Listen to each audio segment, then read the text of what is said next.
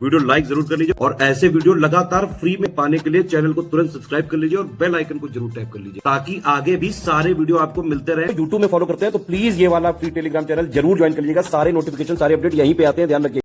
Hello everyone, welcome to study for civil services. I am Ichha Mishra. इस video में हम UP PCS mains के लिए मोस्ट इंपॉर्टेंट क्वेश्चंस को कर रहे हैं और ये हमारी बाइलिंगुअल सीरीज़ है। अगर आप हिंदी मीडियम के हो या इंग्लिश मीडियम के, दोनों लोग ही इससे बेनिफिट ले सकते हैं। साथ में आप हमारे पेड कोर्सेज से भी जुड़ सकते हैं जो UKPSC, BPSC, UPPSC, UP triple SC, HCS, RO ARO जैसे सभी एग्जाम्स के लिए अवेलेबल हैं।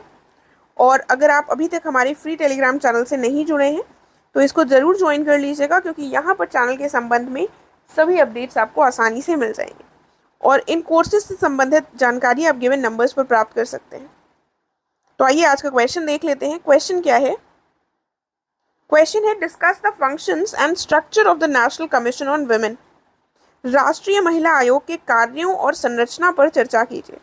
देखिए, ये सारे क्वेश्चंस थोड़े से हमें रटने होते हैं लेकिन बहुत इंपॉर्टेंट होते हैं, क्योंकि कई बार ऐसे क्वेश्चंस पूछे जाते हैं, राइट। तो सबसे पहले हम इंट्रोडक्शन में बताएंगे राष्ट्रीय महिला आयोग के बारे में, कहाँ कब इसकी स्थापना हुई, किस वर्ष हुई और साथ में ये कैसा निकाय है, राइट। वैधानिक निकाय है, संवैधानिक निकाय है, ठीक है।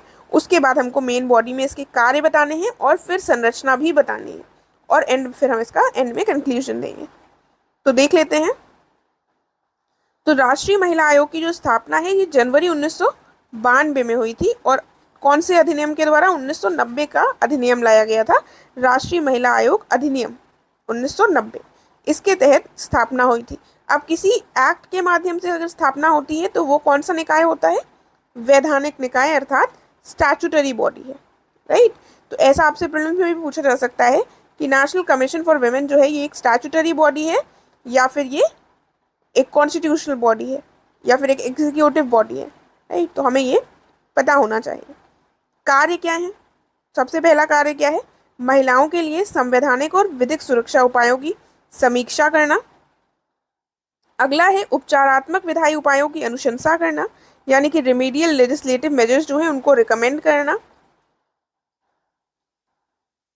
फिर क्या है?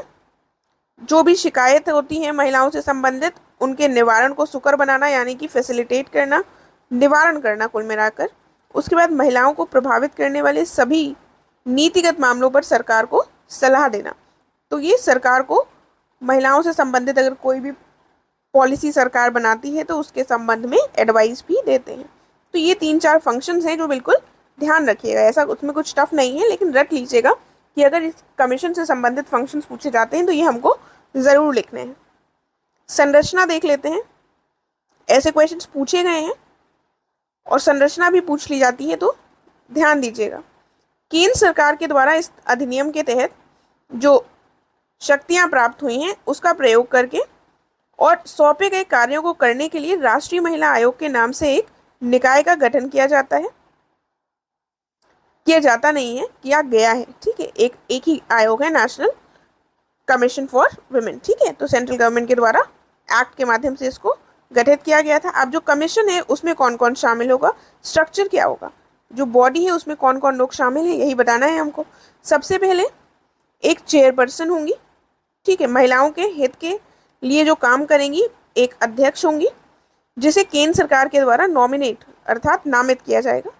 5 सदस्यों को केंद्र सरकार के द्वारा नामित किया जाएगा। तो एक अध्यक्ष हो गई, साथ में 5 सदस्य होंगे जिनको कौन नामित करेगा? Central government. और बशर्ते क्या है?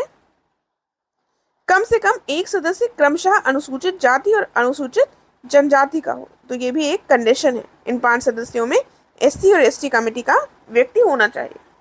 उसके बाद केंद्र सरकार के द्वारा नामित एक सदस्य जो है वो सचिव होगा, ठीक है। तो ये हमने देख लिया। एक अध्यक्ष हो गए, 5 सदस्यों को केंद्र सरकार नामित करेगी जिसमें एससी एसटी होना ज़रूरी है और केंद्र सरकार के द्वारा एक सचिव को भी, सेक्रेटरी को भी नॉमिनेट किया जाता है, राइट। तो ये हमने दोनों फंक्शंस और स्ट्रक्चर दोनों डिस्कस कर लिया, ठीक है। तो अब हमसे क्वेश्चन को अगर हम एक बार फिर से देखें तो क्वेश्चन में डायरेक्टली क्या लिखा हुआ था? क्वेश्चन में लिखा हुआ था कार्य और संरचना। दोनों ही चीज़ों को हमने एड्रेस कर लिया है। लेकिन आप चाहें तो यहाँ पर कंक्लूजन ना लिखें, लेकिन कई बार हम इतना ज़्यादा कंक्लूजन लिखने की हमारी आदत पड़ जाती है कि हमें लगता है अगर कंक्लूजन नहीं लिखा तो गलत हो जाएगा। तो उस केस में मैं आपको बता देती हूँ, ऐसा आंसर है तो इसमें हम क्या लिख सकते हैं कंक्लूजन में। इसमें हम लिख सकते हैं कि इस प्रकार, या जो नेशनल कमीशन फॉर वुमेन है ये बहुत महत्वपूर्ण भूमिका निभा रहा है महिलाओं के, भारत में महिलाओं के उत्थान के लिए, ठीक है। और पॉलिसी मेकिंग में इसकी, या फिर हम ऐसे भी लिख सकते हैं कि इसको सरकार की जो पॉलिसी मेकिंग होती है उसमें इसको और बढ़ चढ़कर रोल निभाना चाहिए, ताकि और इफ़ेक्टिव महिलाओं के लिए पॉलिसी मेकिंग हो सके, राइट। तो कुल मिलाकर हम इस तरह से 2 लाइन का एक कंक्लूजन दे सकते हैं, राइट। आई होप आप लोगों को समझ में आ गया होगा। इन केस नहीं समझ आया है तो आप पूछ सकते हैं कमेंट करके। Thank you so much.